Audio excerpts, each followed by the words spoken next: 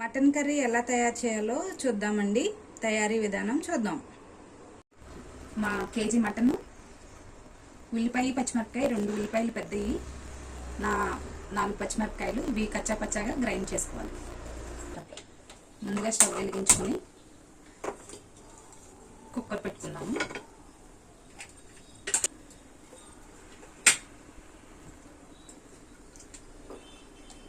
నాలుగు స్పూన్లు ఆయిల్ వేస్తున్నానండి, ఎందుకంటే మటన్ కదా, కొంచెం ఆయిల్ ఎక్కువ వేసుకుంటే బాగుంటుంది. మటన్ని కుక్కర్లో వండితే మెత్తగా ఉడుకుతుంది, లేదంటే కొంచెం గట్టిగా ఉంటుంది, అందుకని కుక్కర్లో వండుతున్నాను.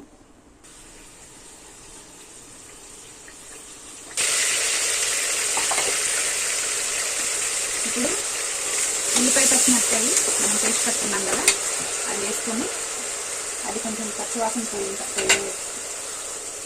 ఇప్పుడు ఒక 2 స్పూన్లు అల్లం వెల్లుల్లి పేస్ట్ వేసుకున్నాం. కొద్దిగా పసుపు వేసుకున్నాం. ఇదంతా పచ్చి వాసన పోయే వరకు మనం ఫ్రై చేసుకున్నాం.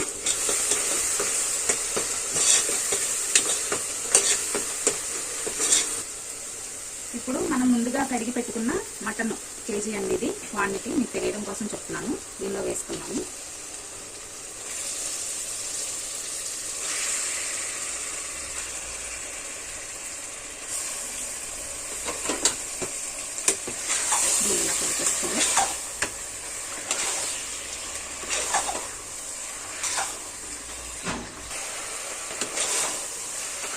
చూసారు కదా, ఇలా ఉడుతూ ఉండగా ఇప్పుడు మనం ఏం చేయాలంటే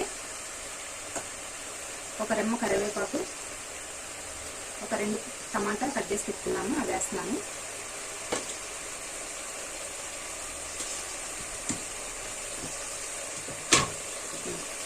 కొద్దిగా ఉప్పు, అంటే టేస్ట్ తగినంత వేసేసుకోవాలి. దీన్ని ఇలా ఒకసారి మిక్స్ చేసుకొని ఇప్పుడు దీనిలో మనం ఒక గ్లాస్ నీళ్ళు పోసుకొని కుక్కర్ మూత పెట్టేసేద్దాము. 3 విజిల్స్, కుక్కర్ మూత పెట్టేసి 3 విజిల్స్ వచ్చిన తర్వాత ఇప్పుడు మనం గ్రేవీకి ప్రిపేర్ చేసుకున్నాము. అది మటన్ ఉడికేలోపు కొద్దిగా ధనియాలు, 2 యాలకులు, 3 లవంగాలు, చెక్క, కొద్దిగా జీడిపప్పు. ఇలా 3 విజిల్స్ వచ్చాక మనం ఓపెన్ చేసుకున్నాము. చూసారా, ఇలా ఉడుకుతూ ఉండగా ఈ వాటర్ కూడా కొంచెం బాగా దగ్గరకు వచ్చే వరకు ఉడకనివ్వాలి. ఇప్పుడు మనం కారం వేసుకున్నాము.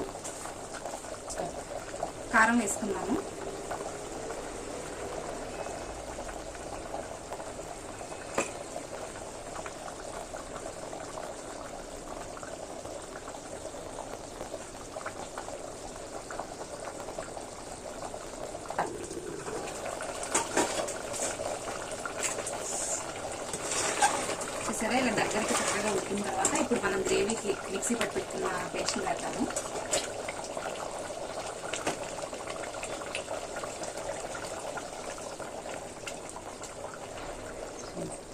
ఇలా మిక్స్ చేసుకున్న తర్వాత ఇప్పుడు మనం సిమ్లో పెట్టేసుకొని కొత్తిమీర వేసుకున్నాము.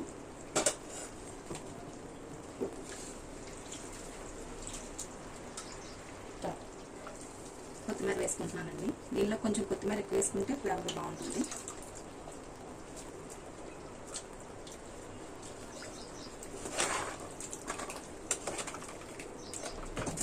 ఇప్పుడు మనం దీన్ని సిమ్లో పెట్టేసుకొని ఒక 5 మినిట్స్ అలా ఉడకనిచ్చి ఆఫ్ చేసేసుకుందాం. స్టార్ట్.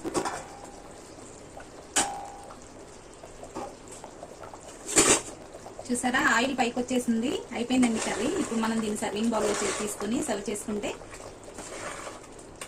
ఎంతో రుచికరమైన, అందరికి ఇష్టమైన టేస్టీ మటన్ కర్రీ రెడీ. ఇప్పుడు సర్వింగ్ బౌల్లో తీసుకొని కొత్తిమీరతో గార్నిష్ చేసుకుంటే టేస్టీ